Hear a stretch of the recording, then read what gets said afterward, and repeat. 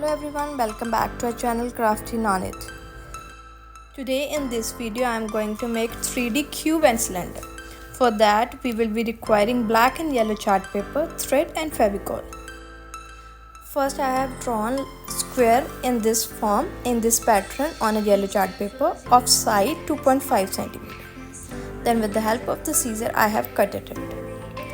Then again on a yellow chart paper I have drawn the pattern like this, a circle or of radius 1.75 cm. Rectangle length is 11 and breadth is 7. Then cut it with the help of scissor.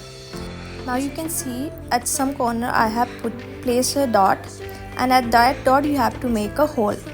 With the help of a needle you can make the hole, and in that hole you have to put the thread in the same pattern I am putting it.